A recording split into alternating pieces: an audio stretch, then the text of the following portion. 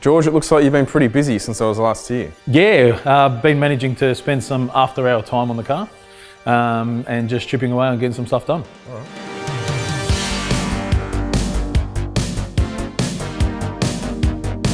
So it looks like there's a few more things going on in the engine bay. Yeah, well, I sort of finished off all the, I've managed to finish off all the inlet siding.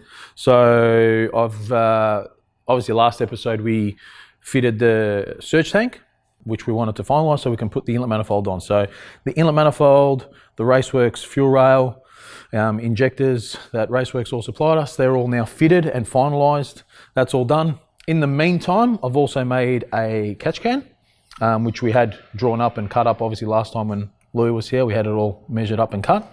That's come up really nice. Yeah, I think it sort of fills that void nicely. Again, Raceworks has been extremely generous and supplied us the lines and the fittings for all that sort of stuff. So inlet side of the engine is pretty much complete.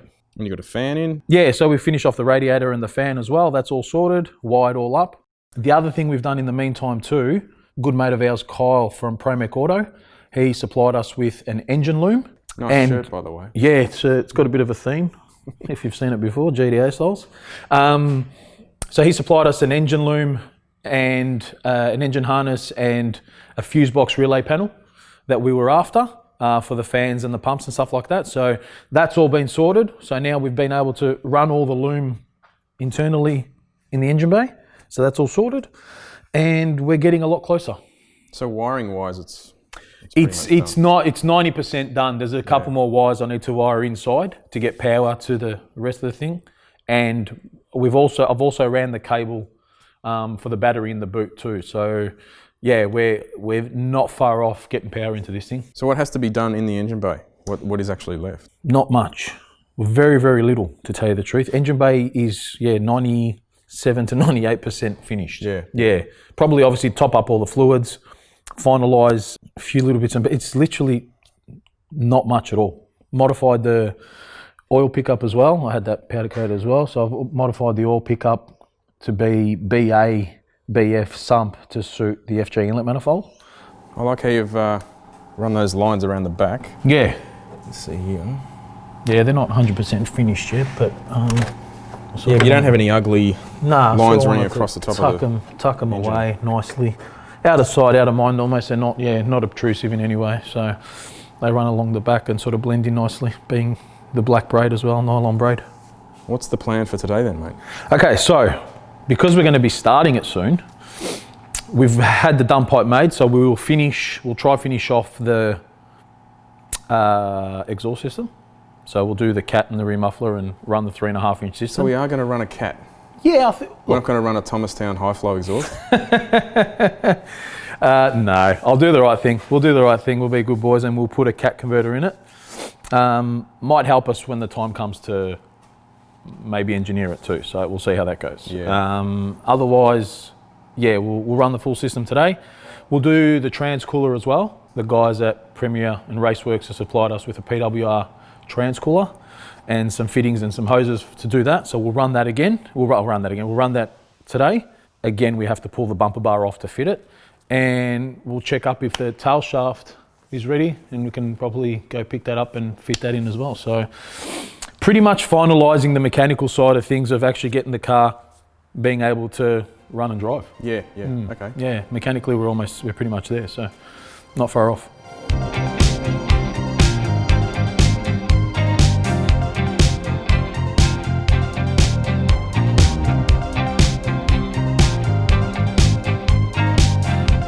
What fittings are you going to use to adapt to the factory box? Well, they make these little dash 8 to ZF box adapters, which I'm going to fit into the factory position.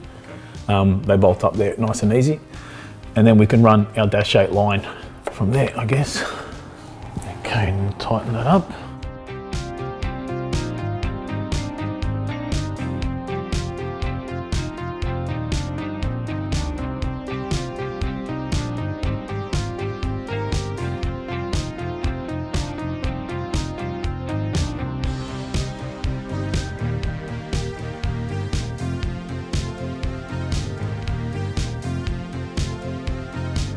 I'm going to P-clip the trans cooler hose to the inside of the rail there, just so it doesn't get in the way of steering wheels and stuff like that. So you've already run a power cable? Yeah, we ran the power cable all the way to the back for the battery relocation in the boot. So that's ready to go and supply us power very shortly.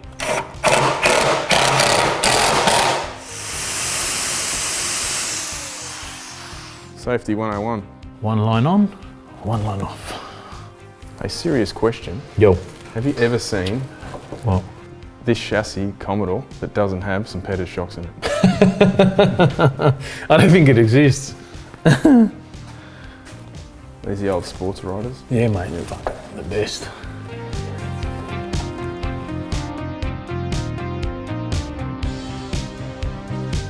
So George, while you're hard at work, I'm just going to eat my fruit salad. Yeah, go for it. You can do that. Because I'll be eating and drinking beers while you're editing. So George, where are we off to? We're going to pick up some more car parts. Yes, we are. The boys at GJ Drivelines have been nice enough and made us the custom tail shaft. I gave him some measurements last week, and they're making us a tail shaft to suit. So we need the tail shaft obviously because we want to get our clearances right with the exhaust next. So we'll pick that up. Just a bit of dumbbells. George, as you would say, that is one banger tail shaft. It is banger, isn't it? And we got this because we don't want it to go bang. That's the joy. So the beauty of this is any upgrades later on, we don't need to change this shaft. Look, the beauty of what the boys at GJ's do is they run this billet alloy plate which bolts to the back of the ZF. So we don't need to run the donut, which was our concern with the shifter plate or the shifter box too, if you remember. So we've managed to score some... Gives us a bit more room, yeah? Yeah, it gives us a bit more room. So we've scored some height there, which is great. That's also nice and chunky. The center bearing and two-piece style of this shaft is quite strong as well. So it gives us the ability to... We've future-proofed it in a sense. And I know people are going to scream, that's not budget. But there's some things that we needed to do properly the first time, I think is a... Yeah, and also some of our plans with the car have changed since we first started. They had, yeah, that's true. Which we're not going to talk about right now. Nah, that's more for future episodes, and we've got some cool stuff that we want to do with the car in the future. Yeah, so we've realised there's no point in doing things twice. Correct, yeah. So in that sense, you don't have to go to this extreme, but for us it was an option that the boys gave us, and we decided to take them up on that offer, really. So for now, we'll bang it in, and the only thing we have to do is change the yoke side for the diff. So it's not going to suit the bogie, so we have to change the yoke on the bogie. But the beauty of that is that the shaft is to suit a diff upgrade. Yeah.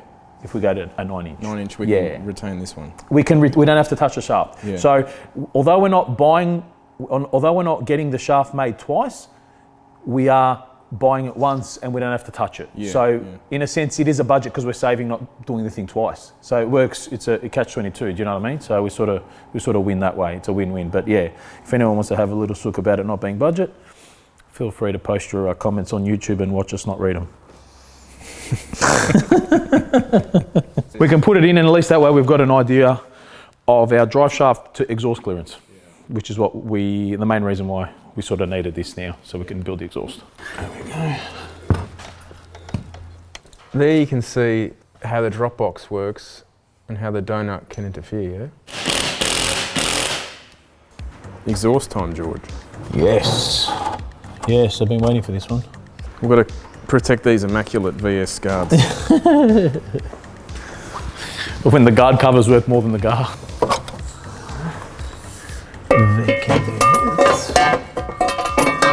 Okay, now let's lock those in.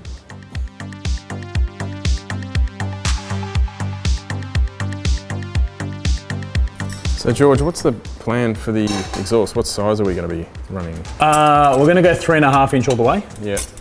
For now. I think when we step up engine later and bigger turbo, we can probably redo it to a 4-inch, maybe. I would have liked to go 4-inch all the way this time, but we'll see how we go. 3.5 might still do the job even later on, but I think 4-inch would be preferable. It's not too late to plumb this up. Yes, it is. Yeah, that's real late. We're gone. That ship sailed, mate. No! God, please, no! No! Toodaloo. another pipe back here. Boom. Yeah. No, it won't work. Won't work. Won't fit. Nah, it just won't fit. Can't make it happen. So, mate.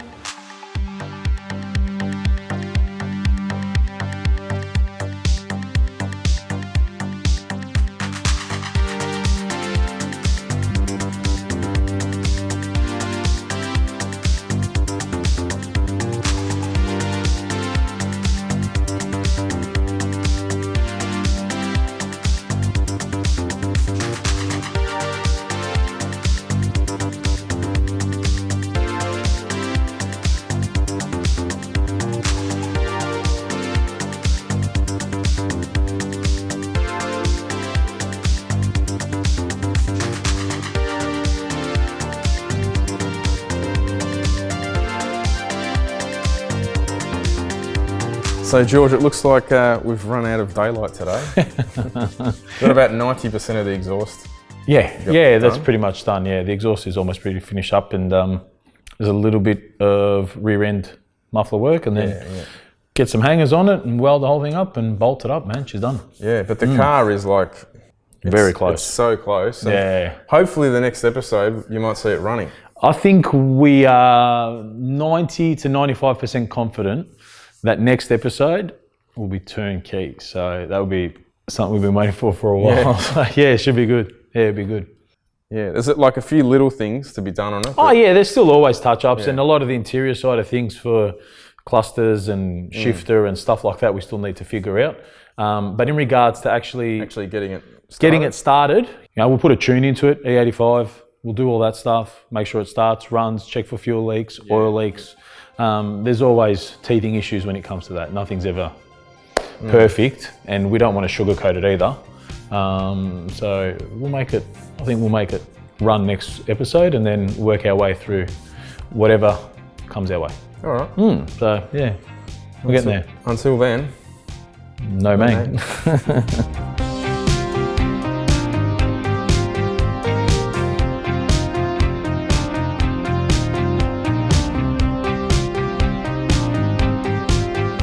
Some people might say, that's not a big enough transcooler for the ZF.